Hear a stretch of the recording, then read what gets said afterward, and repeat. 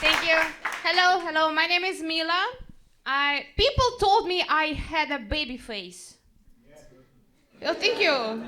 But then I turned 30. Now I look like a baby who had a rough life. Right? So I was born and traumatized in Russia. Whoa, I know. Anybody else from a terrorist state? New York, come on, right?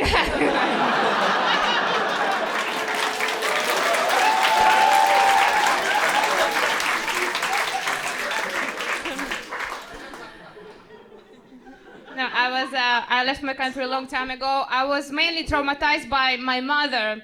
She raised me following the method that she likes to call a reversed Montessori. And my therapist likes to call it a child abuse.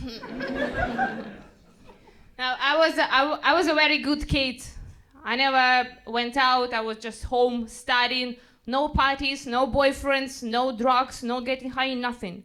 Because my mom, she was very strict. She made sure that I will never ever have fun. She even cut my hair herself to make sure I will never get a boyfriend. All good now, guys, don't worry. But now I live in Barcelona. Yes, thank you, I love it. Very fun, progressive city, actually. So I was like, maybe now it's time to try drugs for me. But you know what? I find it's kind of late to try drugs in your 30s for the first time because I'm like, I need to plan it ahead way too much.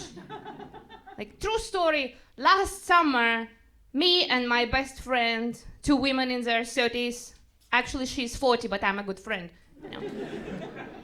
We decided we're gonna try relatable mushrooms, Shrooms. Anybody love them? Oh, definitely. He's wearing a Panama, of course. He got some on him right now. Yeah, we decided to try Shrooms, and I trust her, like she organized everything. Apparently you can order them online, home delivery. Shrooms and sushi.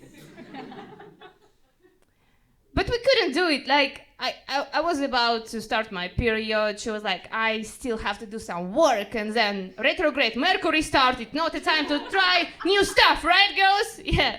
So we ate sushi, left the shrooms.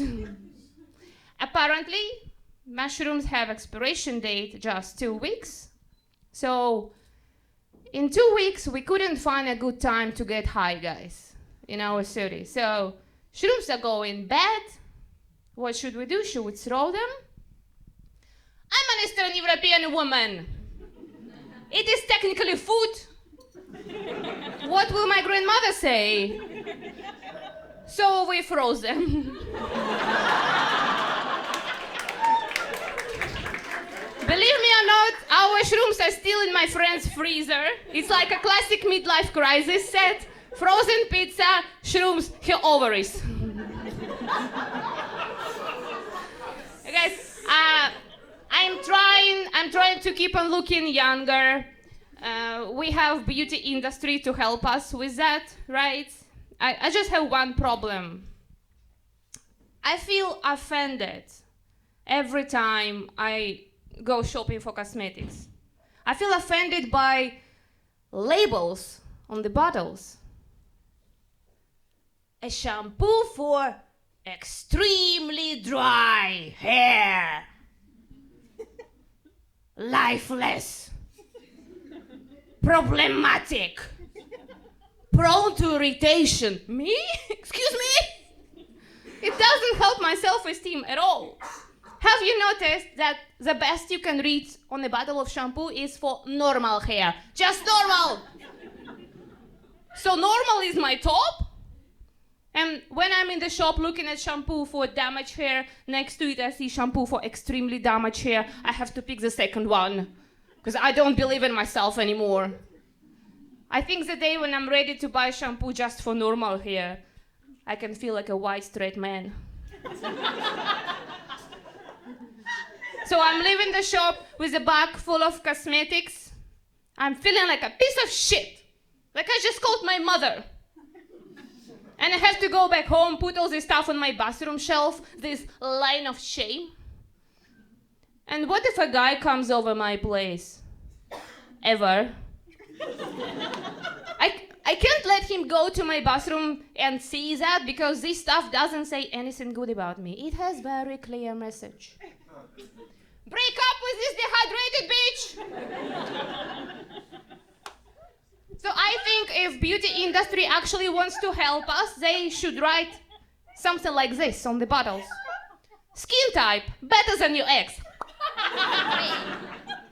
Shampoo for women who understand how cryptocurrency works. Shampoo for ladies who doesn't mind a threesome with your friend. They love it. I'm currently single.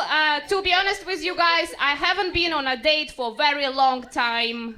It's been so long that condoms in my purse are more like good luck charms. But my ex-boyfriend, we were very different. We had to break up because of that. Like, we were different in financial level. I have simple background. He's posh English. He's very rich. Guys, he's so rich that he knows he's allergic to shark meat. I can't even afford being gluten intolerant. What are we talking about? And you know that people who are privileged to be born and raised in rich families, sometimes they just can't understand that other people maybe can't afford the same lifestyle. Like my ex-boyfriend, he thought that I shared apartment with 5 other people because I'm an extrovert. He lives in a 3-bedroom apartment by himself. Of course, how would he know how it feels like when you find a hair in your food and you wish it's yours? I didn't date him for the money because he wouldn't give it to me anyway, but he's a generous person. He loves to make presents. For the Christmas once, he got presents for both of us. For himself, he got a new MacBook, and for me, a starter kit for homemade kombucha, a stinky bacteria in a jar. And he was so excited. He was like, but you love kombucha, right? Yeah. You know what I also love? Apple products. And he was genuinely confused. He was like, but you don't have any.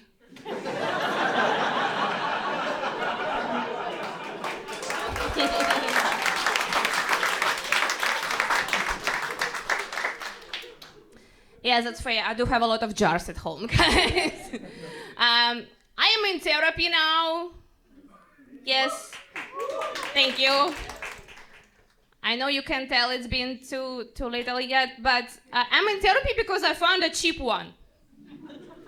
That's so good. And my therapist is cheap because she just can't graduate. It's fantastic.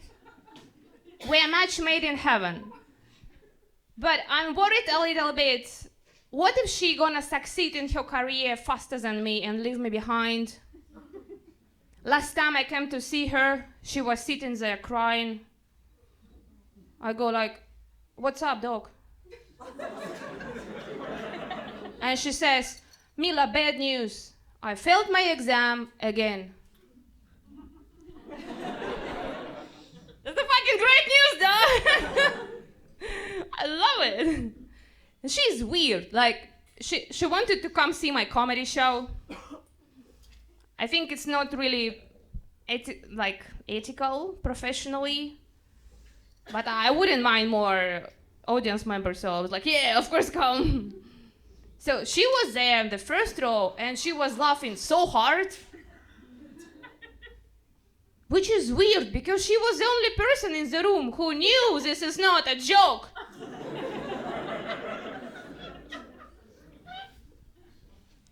When we started working together, she asked me a few questions to estimate the level of damage, you know.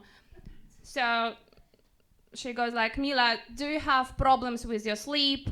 I'm like, yeah, I do have insomnia. She goes, do you have problems with communication? I'm like, yeah, I do have social anxiety. And then she goes, okay, do you have suicidal ideations? And I don't, but should I? Because she's a professional, she must know. So I started thinking about it so much that now I'm worried how my funeral gonna go when I actually die. I'm worried, like, what am I gonna wear? Are they gonna put a nice makeup on me in case my ex-boyfriend shows up? I wanna look better than him, you know? I'm worried if there are gonna be a lot of people like, this is a nice crowd. I hope you guys come to my funeral when I die. Thank you. But what if it's gonna be just like an open mic with few comedians? They're just gonna roast me, you know? Somebody gonna say, oh, Mila was a lovely person, but very dry hair. And last time I thought about it, I remembered I do have one friend I can trust my funeral to her. She has our shrooms in her freezer, you know. So next morning I called her and I said, Irene, if I die, will you organize my funeral? Yeah, good morning to you too, yes. And she's a fantastic friend because she said, sure, when? Guys, you've been amazing. My name is Mila